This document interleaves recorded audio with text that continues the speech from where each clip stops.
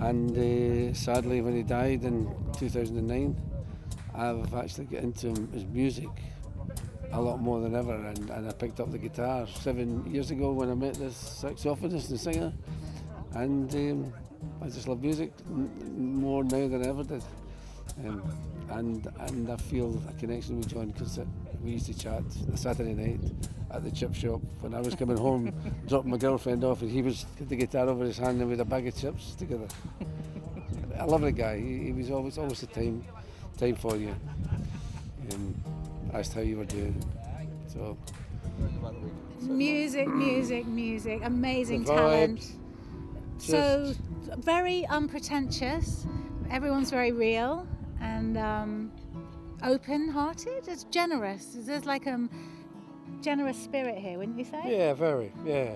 I noticed yesterday all the pictures were of John from year 0, and I thought my whole life's just gone right before me. I started off when I was a kid, and my first love, and there was always a John Martyn background music play. It was always John, and then gigs, and then eventually died, and that's what we prepare for. And the love of John's music obviously was one of the main draws, but it's hearing people, new artists with their own material, that you just go, wow. Like the first time we went to the gathering was when it was at the Green Dragon, and Katie Spencer got up, she did the open mic bit, and everyone went, wow, and she ended up opening up the Saturday night, and she's playing tomorrow, so it's going to be great. But it was great to meet Danny Thompson too, because I was here early and he just came up to me and said hello, and I was like, hi. He's so tall. I didn't expect him to be as tall as he is. I know. Next to that double bass. Lovely guy. Yeah. Everybody's lovely here though. I mean, the whole atmosphere is just fantastic. It really is. And it just brings you a little bit closer to the man himself, because like so many people here knew him, and it just feels like you're getting a bit of an insight into someone that you've listened to and admired for your whole life. It's a bit of a privilege to be involved and to meet all of these people. Music, innit? I don't really have much more to say than that. I've come to listen and play music and meet lots of people I like a lot. What is it you enjoy about the John Martyn gathering? The people more than anything. I mean, the music, obviously, that's an obvious thing, but it's like meeting up with your family that you didn't know you had until you came. It just brings people from every walk of the musical world, everything from professionals to amateurs to people who've travelled from abroad to people who've driven 4 hours. There's a guy who's bicycled 80 miles to be here because he couldn't get the car working. It's an insanely dedicated group of people, and people who love music. And the single biggest challenge I ever have in convincing people to come along is convincing them that it's actually real, that they can walk into a room in the middle of Yorkshire and find 70 John Martyn fans, half of his band, all these professional players, a couple of grand's worth of instruments, family sitting around having coffee, convincing touring musicians who've heard these as records, this is happening, is the impossibility. It's an unreal space. It's almost like I call this my holiday. Even though I'm playing, I don't mind playing for 4 hours. It's my holiday because these are the people you want to be playing to. These are what you want to be seeing. And John's legacy is something unreal. It was interesting. It was quite a long journey, 6 hours. From where exactly? From Penrith across, so it's about maybe 82 miles altogether. So it was good fun. I bet you saw lots of parts of the country. I saw lots of lorries and tractors and cars and stuff like this, but a little bits of the country as well, and I could keep my eyes open. It was good fun. Knackered most of the time. I bet your legs are aching today. I think everything's aching today. My legs are the least of the problem, I think. My backside is still numb from yesterday, so we've got another 24 hours so we can... But was it worth it? It was definitely worth it. You can't miss this thing. It's an amazing, incredible weekend. So it's it was good. It was good. When I was about 16, 1976, I first seen John Martyn in 1976 in Liverpool. Back in the day, the student union days when you could sit on the floor and drink and smoke and all that. And it blew me mad. It's like a religious experience. Loved him ever since. Loved his music. Him and Joni Mitchell, up there with that, he's that kind of class to me. I'd say his ability to, he can let his emotions out. He can sing about his love and his feelings, and like Joni Mitchell can, purity of.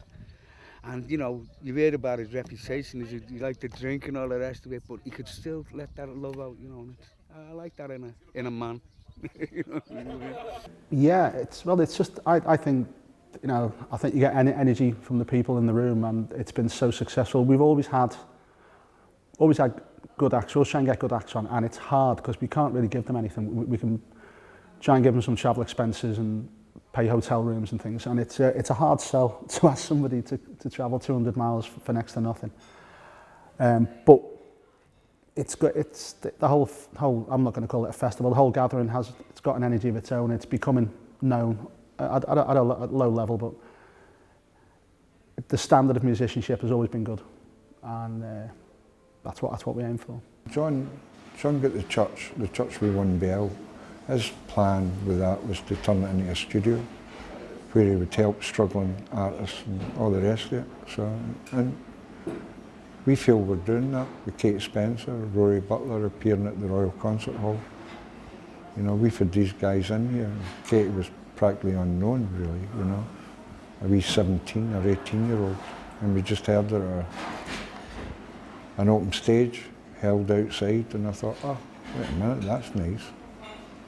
You know, and it's just moved on from there. So John would love that, the fact that we're helping, we're encouraging people. What would he make of this? What would he make of this occasion? Oh, I love it. I do like that.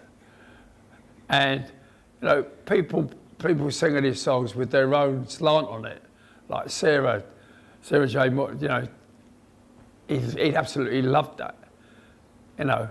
And Tim and Tony, the guitar, it's beautiful. And these young people are putting a different slant on his songs.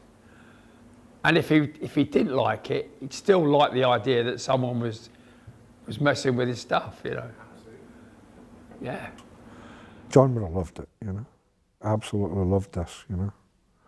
I think he would be pretty embarrassed about the adulation or the you know.